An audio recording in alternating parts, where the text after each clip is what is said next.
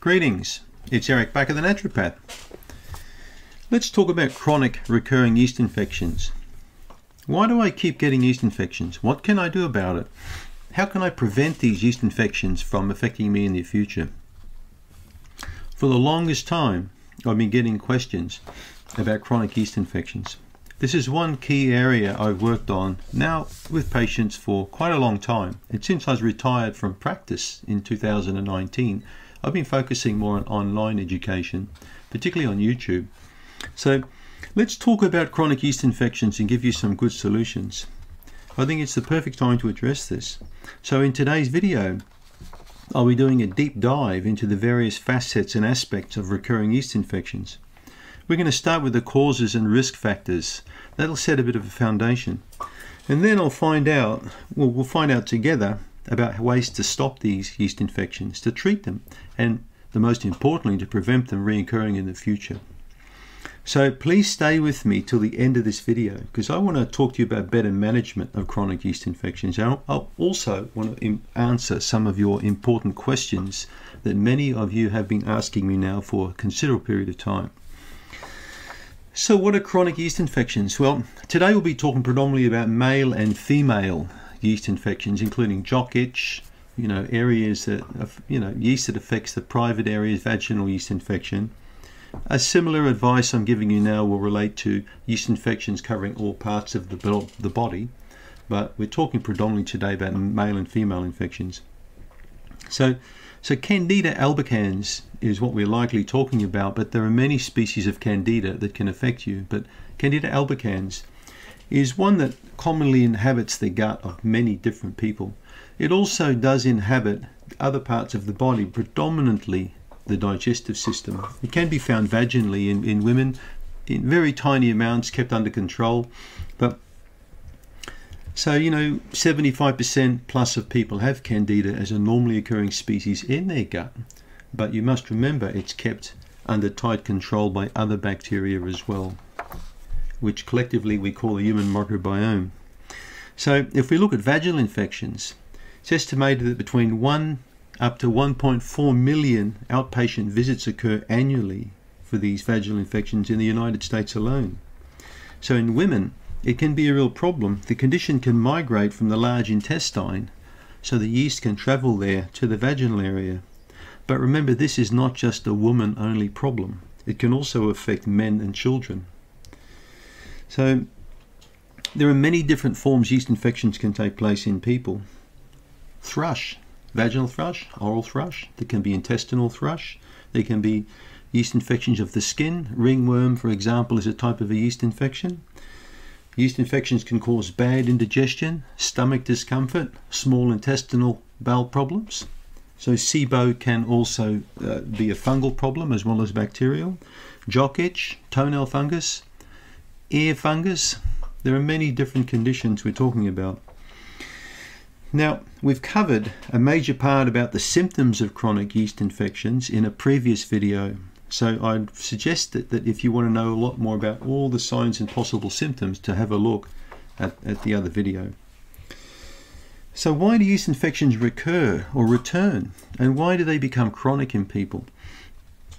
Patients with persistent yeast infection problems often ask me why and how does the yeast infection recur and become chronic even after a successful course of treatment? Well, there are many reasons why you're facing long-term yeast problem, but let's look at some of the key reasons. So if we look at DNA sequencing, which is now only quite recent, we can look at studies on DNA sequencing of yeasts, and it was observed that families of patients with chronic yeast infections can have gene mutations that make people highly susceptible to contracting a yeast infection. So there can be a genetic link there as well. But more commonly, I'm looking at things in the clinic like a history of birth control pills, oral contraceptive pills containing synthetic hormones. If we look at estrogen, for example, we know that when we've seen through research that when women have high levels of estrogen in their body, natural or synthetic, that it's going to stimulate a vaginal production of more sugars, which yeast likes, so that can really make a yeast infection take off. We know that estrogens can even bind to different types of candida, which can cause estrogen-progesterone imbalances. We can shoot progesterone up, so we can create all these hormonal imbalances, which can really stimulate yeast infections. Other areas that we're looking at why they recur can be because many women use intimate washes, for example. These could contain dioxins, which also stimulate yeast infection. So I don't recommend the use of these kinds of products at all. So according to Mayo Clinic and lots of other research, sex transmits Candida infections between partners. This is something I've routinely seen in the clinic. So about 12 to 15% of men complain of having itching in their private area after having intimacy with a woman who's been affected. Just about 1 in 10 guys can actually contract, jock itch from their partner. So for that reason, obviously personal hygiene plays a very important role here. And I've always maintained this in my YouTube videos, that it's very important to wear the appropriate clothing, 100% cotton clothing that breathes. Keep nylon and synthetics away from the skin. Avoid wearing wet swimming costumes, synthetic innerwears and panty liners, because these all encourage yeast production, yeast growth. So bathing twice per day and changing undergarments twice per day is a very smart move for men and women who have this condition, particularly if you live in hot climates. Many of my patients over the years I was seeing either came from the Middle East, from the tropics, from the Philippines, from Indonesia. My clinic had at one stage patients from dozens of countries, all on Skype. It was incredible. So remember personal hygiene. It's a very big one, particularly if you live in hot climates. Okay? So underlying diseases like high blood sugar, people with blood sugar diseases and diabetes, for example, people with unhealthy lifestyles where they consume processed foods or alcohol daily, these things contribute to recurring yeast infections. Living in hot climates, drinking sugary drinks. What about women going through menopause? They're also vulnerable to chronic vaginal problems. So research published state that postmenopausal patients with recurring vulvovaginal fungal colonization tend to have the more aggressive and resistant fungi too. And especially older women, if they've been treated recurrently with fluconazole or drugs, the bugs just become more and more resistant. No different from, bad people digging in mountains in certain countries after they've been repeatedly shelled and bombed, when you think about it. So what about the 8th point, hormonal changes during pregnancy?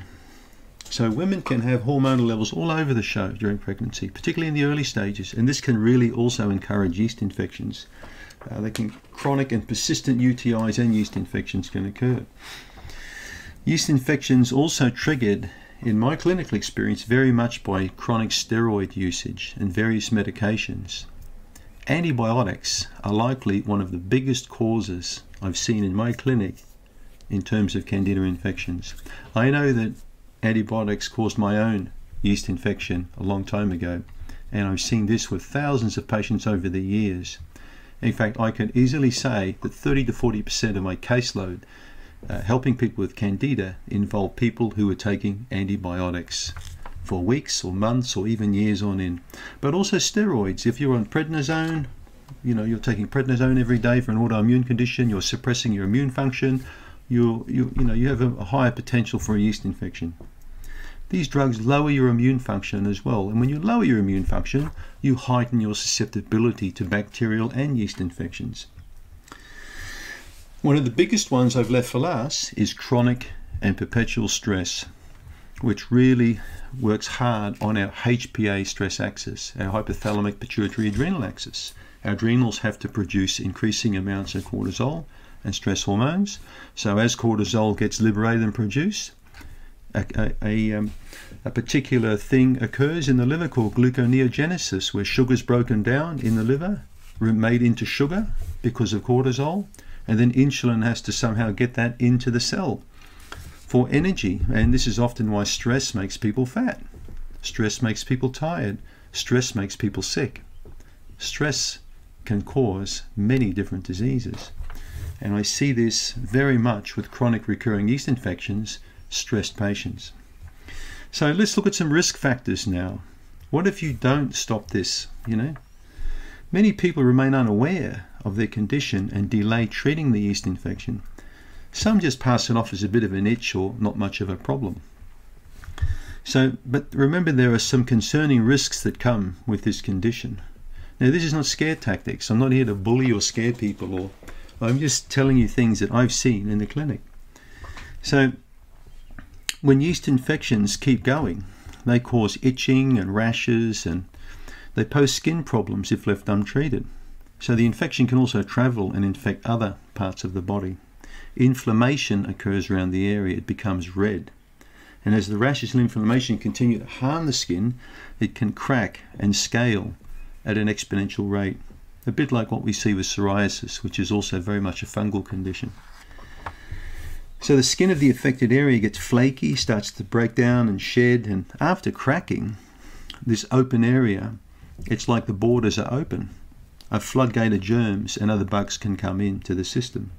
So if your immune system's already weakened previously, and we get this breach occurring, this broken down skin, it leaves you wide open and vulnerable to many different types of infections, and your overall health gets hampered as a result. So constant fatigue and lethargy is a risk factor. According to a study I looked at recently, it was proposed that chronic yeast infection can be an agent which leads to immune depression in chronic fatigue syndrome patients, and therefore it could be a causal factor in chronic fatigue. Chronic fatigue often goes in hand with poor adrenal function and poor immune function. And many chronic fatigue patients have yeast infections and gut problems. So in severe cases, yeast infections can get passed on to newborn babies even. And this happens when the baby in the uterus during normal delivery has to pass through the vaginal passage that's affected by the yeast infection. So according to research I've looked at, the role of infection in miscarriage, even in miscarriage infections, can be rear their ugly head. So studies contribute chronic yeast infections as a risk factor when it comes to having a miscarriage. So therefore, it's good to have any vaginal thrush cleared up before pregnancy, and to try and maintain, a healthy state that you don't obviously build a chronic yeast infection, during pregnancy. So recurring yeast infections in the mouth can cause a lot of problems too, cracking and bleeding, and even sepsis if they get out of hand. So having oral thrush is not really good. So the mouth is quite a toxic place because many bacteria harbour in there, and if you've got broken skin and ulcers, it can cause a lot of problems. So how do you stop and treat the recurring yeast infection? That's the question. People often get confused if they should take antibiotics to treat yeast infections, because some doctors even give these drugs for yeast infections. Or should they take antifungal drugs? Or should they follow a more natural approach? Well, that depends on you and your goals, really. But if you're listening to this presentation, I take it that you're looking more for a natural approach because perhaps the medical approach has failed you at this point. So manipulation of the host diet can really, and particularly diet and lifestyle, can really reduce chances of developing a strong gastrointestinal yeast infection, and Candida also throughout the body. So I've got quite an organized approach to treating recurring yeast infections that I explain in great detail in my book Candida Crusher, which was launched in 2013. So the course is divided into several phases, and I'm going to talk about 6 phases here for this presentation, and these phases will build upon each other and target eliminating the yeast infection from your system. So if you follow this carefully, you shouldn't really get a recurrence.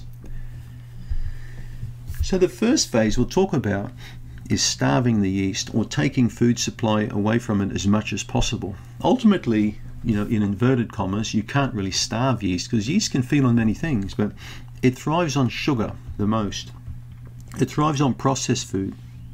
So the first thing you need to do is to cut down on these foods as soon as you can, and switch to a healthier diet, which I call the MEVI diet: meats, eggs, vegetables, and yogurt.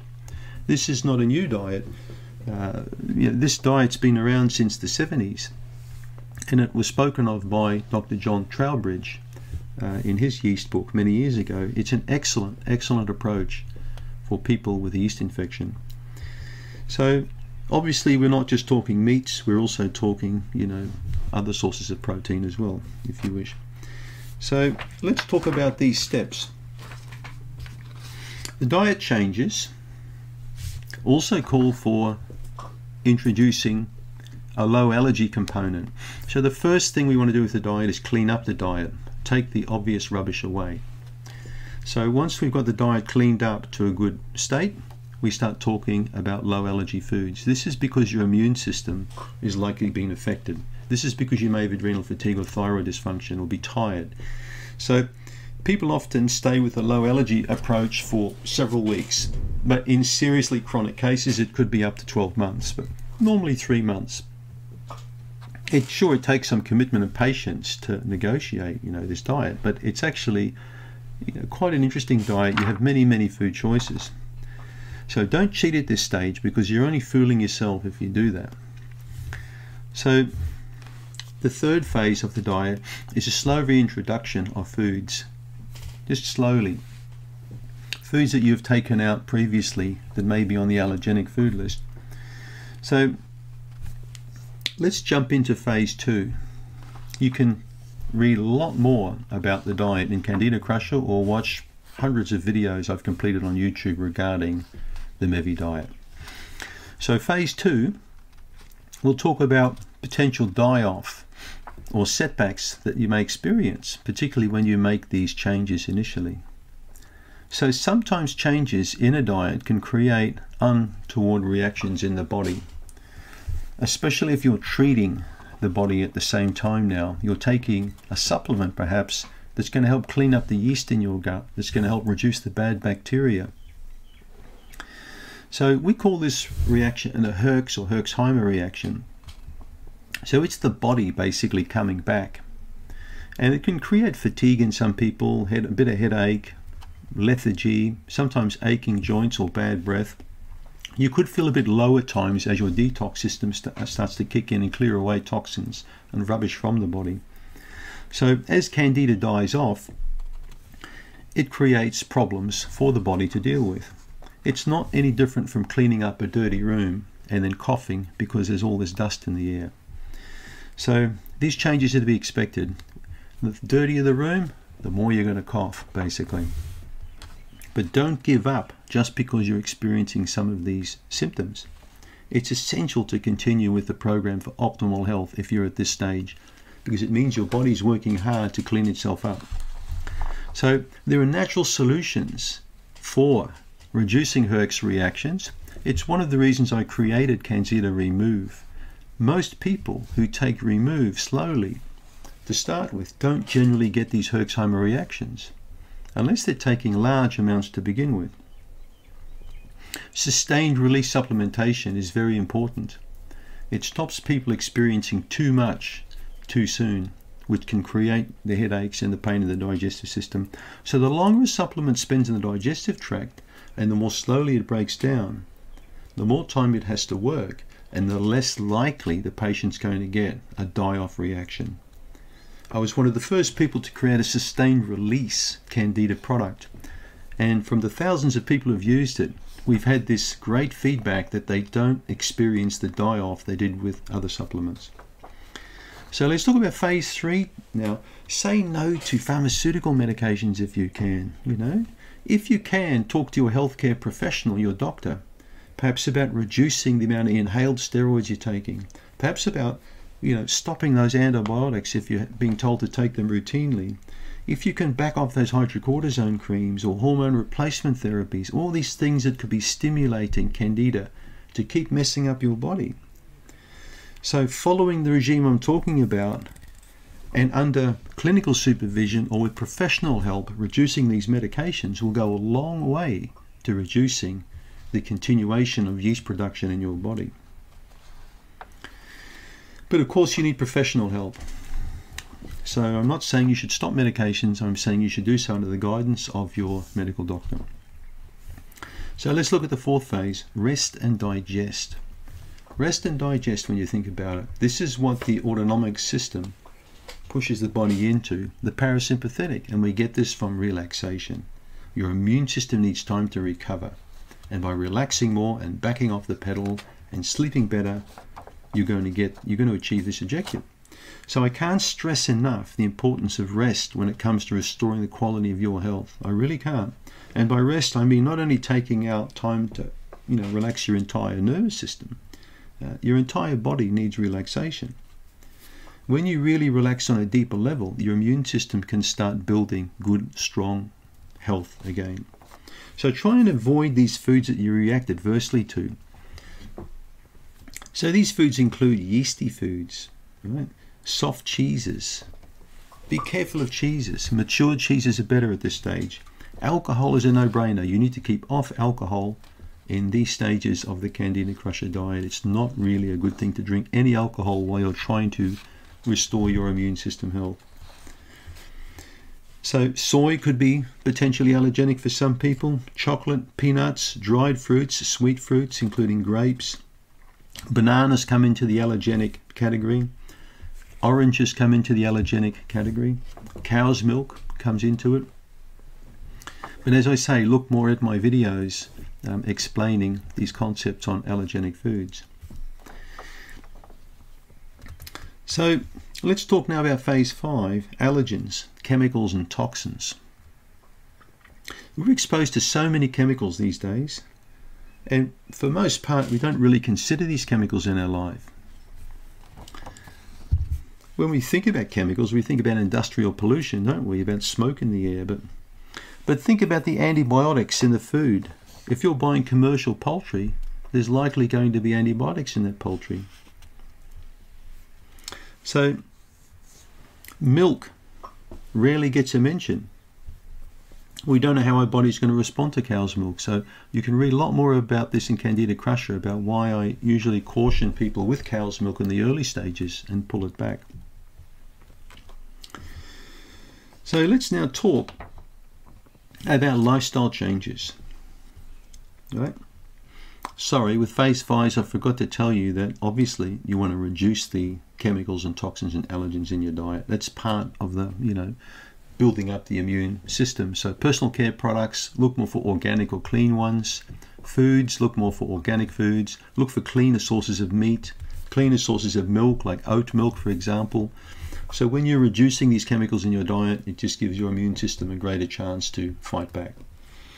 So phase 6 is the lifestyle changes, and think about a future for you without yeast infection. So once you see the benefits of the program I've worked on for a few years, I think you're going to find a lot of changes will come. Your body will automatically respond a lot more to positive things that you're doing for it. And what you'll find over time is you're going to crave a lot less junk in your life. You're going to not want these soda drinks anymore or sweet foods. You'll have a lot more energy. You'll feel a lot less anxious. And you'll have a more positive outlook on life too. And I'll guarantee you something. Your sleep will really improve. You'll wake up feeling fresh in the morning and not tired. So, but still there are more changes you'd benefit from making. So let's talk about those changes. What if the treatment doesn't work? What about if it's a waste of time? Well, a unique body. Your body is very unique when you think about it. So many people complain the first 2-3 weeks they're not getting the results they're looking for. So a tree's not going to bear fruit in the first 5 minutes. It's going to take time. The key is to be patient and understand that all good things will come in time. Natural treatments take longer than pharmaceutical treatments, but they're not wrought with the side effects. But if you think about it, even over-the-counter drugs take time to work. So, but if you really feel that things aren't working out for you, best thing to do is to get professional help and to seek the help of an experienced naturopath or integrative medical doctor. That is a doctor who's had experience in functional medicine. You can look up on the internet Functional Medicine Institute, I believe, in America, and you'll find holistic or integrative doctors. There are quite a few around who integrate science, Western-based medicine together with natural medicine, and there are many caring doctors out there who offer a very good approach like this. So these would be good people for you to approach. So let's look at some prevention tips now for you. An old saying, of course, prevention is better than cure. So a study I looked at suggested that prevention is the most effective treatment, in inverted commas, when you think about it, much more so than using any kind of medication. If you can prevent a condition, that's what you want. There are several aspects to consider in your daily routine that can provide a strong foundation and a protection from these infections. However, therapeutic approach is necessary when an infection is well established, and therefore, you've got to look at alternatives, of course. So let's look at some preventative measures that can be adopted by you right now. So let's look at number 1. Avoid wearing tight clothing. This goes for guys and for women. I've seen many guys wearing coveralls or overalls, for example, that work in, for example, the mechanical industry, that had bad jock itch because they were wearing the wrong kind of underclothing. I've seen similar things with women.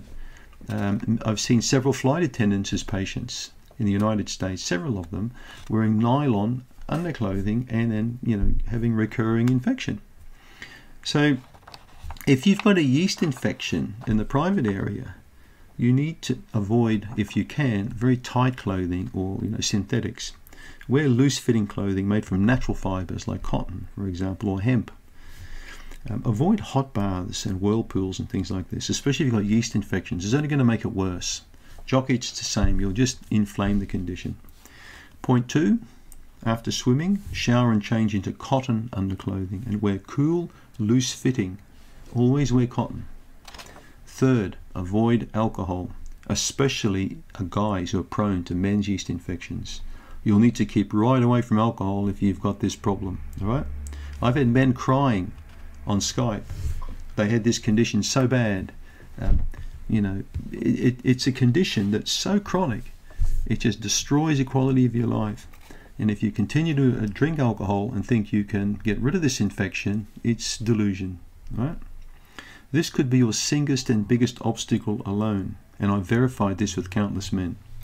So follow the Candida Crusher program and adopt the diet correctly, and especially avoid sugars and yeasty foods. So cookies, conventional breads with lots of yeast in it, candies, soda drinks, chocolates. So the Candida Crusher book goes into food in a very big way. So point 4, avoid antibiotics for any type of illness if you can. They are one of the biggest causes of all of yeast infections. Avoid them as much as possible and only take if absolutely necessary and under professional guidance. So if you must take them, you need to really follow up with a course of probiotics. Number 5, trim pubic hair. Keep pubic hair very short and trimmed around the genital region, because if hair's too long, it just traps body heat in these areas and it keeps moisture close to the skin, and an ideal breeding ground for yeast infection. So maybe time to get a good haircut. Number 6, treat for minimum 3 months continuously when you've got a yeast infection. If you've got a rash on your private area, make sure you treat it for at least 90 days. Right, continuously, 12 weeks.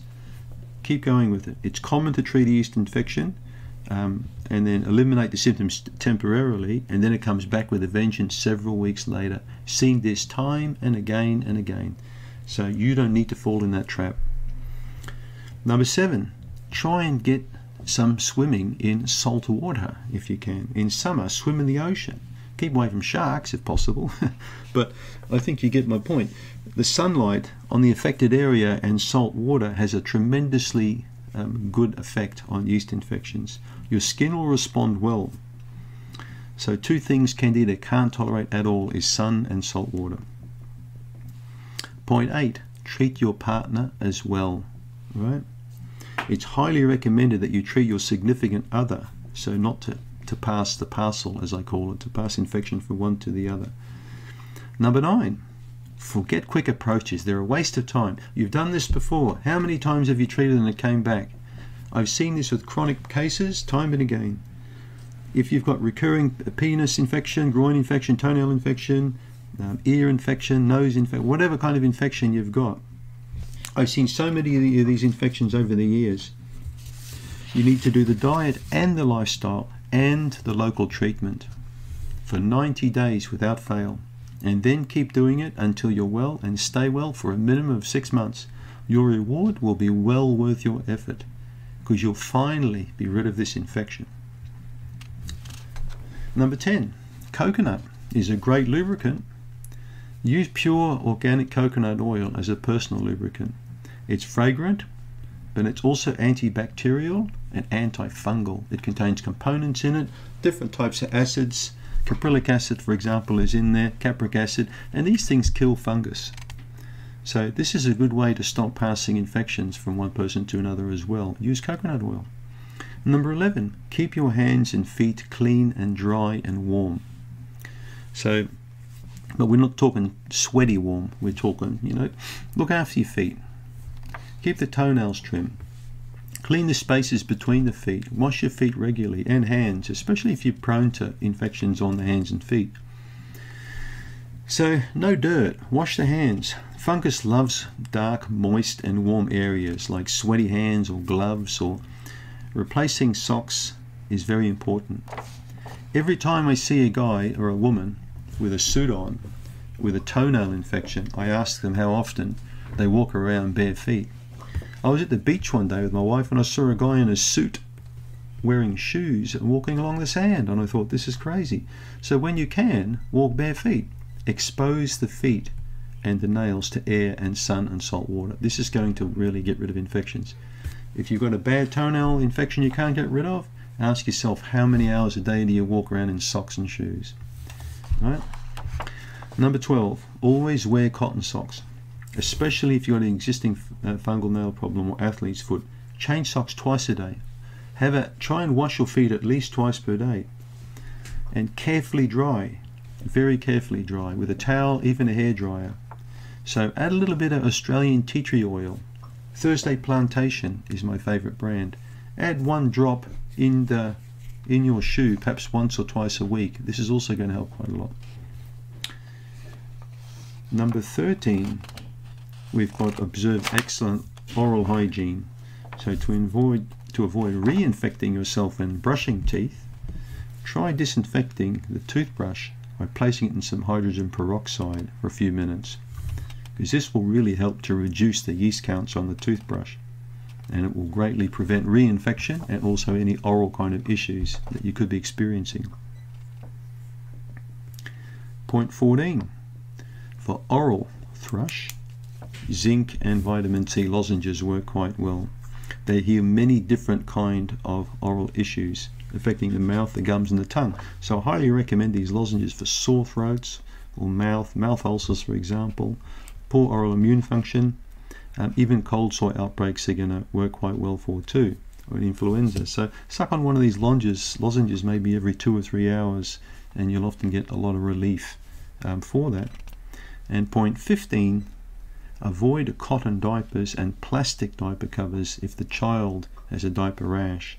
Use disposable diapers until the rash is fully resolved, and make sure these diapers are changed regularly. They make diapers quite well these days that keep moisture away from the skin.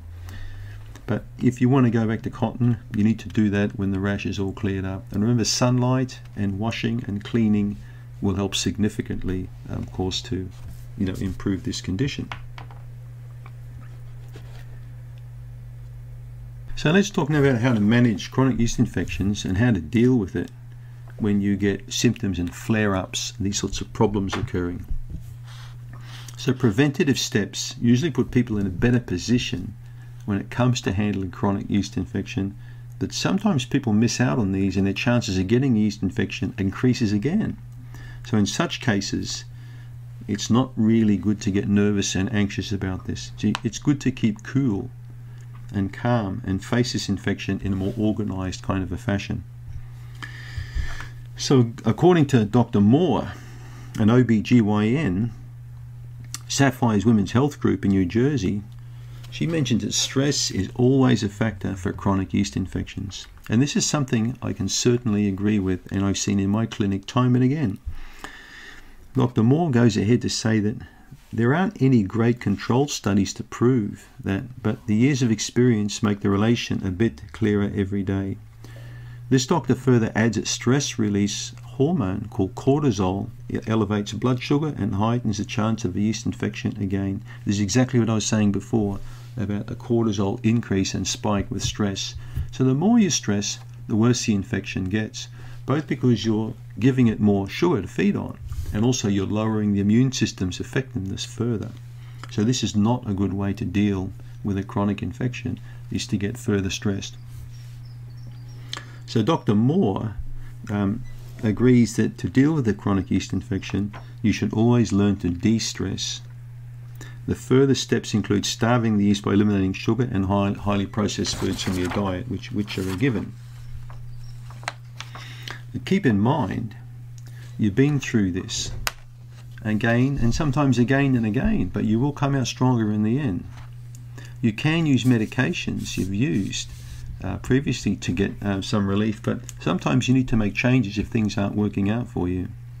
Some yeast infections become resistant, however, to medication and diet. So the key is to prevent is to switch the medication and diet and keep the doctor in the loop. So here's a few tips on how to improve chronic yeast infection management, right? Keep your supplements handy. The things that you're going to take regularly, keep them there. Try and make a journal or checklist of your symptoms for a faster diagnosis, right? Listen to what your body's telling you. If you're tired, you need to rest up. If you've got energy, you can go and spend it within reason. Don't skip on supplements. Don't take too much, but take quality ones. Canxida Remove and Restore were designed especially for men and women's yeast infections. You can try those, or you can look at other products. It's all up to you. There's no pressure. Try and remain positive at all times and stay calm. And if you're really worried about things, it's probably best you talk to a healthcare professional. Don't wait for the infection to get treated. Try and make the diet and lifestyle changes right now, before anything else. Double check all your hygiene factors, undergarments, and keep the private areas clean and dry, changing pads and tampons, and things like that we spoke about. Read the signs and symptoms well in advance if you're vulnerable to having recurring yeast infection. If you can't treat it successfully at home, contact your healthcare professional straight away so you can get onto it before it becomes a really bad problem. So when do you see a doctor? The yeast infections are very personal. I can totally appreciate that. And sometimes people don't want to see doctors, they want to self-treat at home. Sometimes yeast infections flare up really bad and they can spiral down just as quickly. If preventative measures don't stop your recurring infection, then it's safe to say it's time to reach out to the doctor. You may have some usual or unrelated symptoms even, right? There could be mucus in the stool, there could be very aggressive rashes, you could have gone right off your food and lost all appetite, or anything's possible. Don't wait for signals. If you've got a chronic problem, you need to seek professional help then, especially if there's that little inner voice says something's not right. So let's talk now about some FAQs. As we head towards the end of this video, I'd like to answer some very critical questions that people have been asking. So let's get started, all right? Why might a yeast infection last longer than usual? A yeast infection might last longer than usual because of a variety of reasons, some of them being a weak immune system. There could be medications or pharmaceuticals interrupting the recovery, perpetuating the condition. There could be underlying health problems that haven't been assessed properly. There could be age-related problems, for example. Next question, is age a factor in a recurring yeast infection? Not really. Anyone's susceptible, from the young to the very old. Why do I still feel so bad after doing all these changes and I'm still getting recurring infections after 3 months? Well, as I've discussed previously, treatments and preventative measures for yeast infections might not work for some people. In such cases, it's recommended highly that you make some stringent lifestyle and diet changes. Taking some supplements like Canxida, for example, consulting a doctor if you notice unusual or prolonged symptoms that are really upsetting you. So, what about tanning beds? Do they cause a problem with recurring yeast infection? Can high doses of birth control cause yeast infections? Yes. High doses or the prolonged use of hormones are implicated in recurring vaginal yeast infections in particular. Many studies I've looked at validate that yeast infections can be prolonged or more severe with, when a person's on birth control. Can hormonal imbalances cause a recurring yeast infection? Yes, they can. Increased levels of estrogen before the menstrual period can be a causative factor in increasing the likelihood of developing recurring thrush. And we said that before, that estrogen can stimulate sugar production in that area, which can boost the yeast growth and output in that area as well. Can low estrogen cause recurring yeast infection? Yes, having high or low or imbalanced estrogen can make you more prone to a yeast infection. Low estrogen frequently leads to vaginal dryness and frequent UTIs or urinary tract infections. And yeast infections are common due to changes in the genital area because of diminished secretions. And changes also in the pH balance of this vaginal area. So this will be noticed in particular before the cycle or around menopause. It is this loss of natural lubrication that causes the dryness, and these changes can lead to increased yeast as well as other types of infections like bacterial infections. Can recurring yeast infections affect a person's sex life? Yes. Both men and women can experience sexual discomfort and fatigue if they've got Candida yeast infections. Can wearing jeans without panties cause recurring yeast infections? Not really. It's more likely to occur if one is wearing underclothing and in nylon over cotton, even more so. Can yeast infections spread to the nipple area? Well, yeast infections of the nipple can most certainly be a common factor with some women. Around breastfeeding, for example, and this can cause the nipple to bleed, and it can cause increased levels of itching and then scratching, which can make a person want to, scratch that skin and lead to an infection again. What's a good probiotic for recurring yeast infection? Yogurt is one of the best natural probiotics. Sour Greek natural yogurt without sugars, any added sugars in it. Is Canxida Remove a good supplement for recurring yeast infection? Yes, it is. Canxida Remove is a perfect blend of natural ingredients that's highly potent and contains antifungal, antibacterial, and antiparasitic formulations that help in eradicating yeast infections, and have done so now for several years.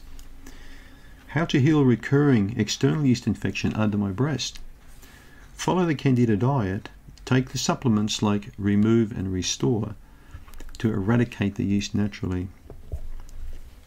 I keep getting recurring yeast infections with my new boyfriend. Could this be an issue with him? Or what does he need to do in order to treat this infection? The boyfriend would likely need to go to a healthcare professional and have a consultation and an assessment to see if there is a problem with the yeast infection. Can antibiotics cause recurring yeast infections? Yes, they can, in many different parts of the body. The longer you stay on an antibiotic for, the more severe the yeast infection can be. Can waxing cause recurring yeast infections? Not really. This is because waxing removes hair, which has actually got the potential to trap heat and cause the infection. So waxing in the groin area is more likely to reduce the possibility of yeast infection because it makes it area to keep it clean and dry. So it should actually be a bonus, not a negative. Can a vaginal yeast infection be passed to a man and cause a prostate infection? Males can be affected by yeast infection if their sexual partner is already affected.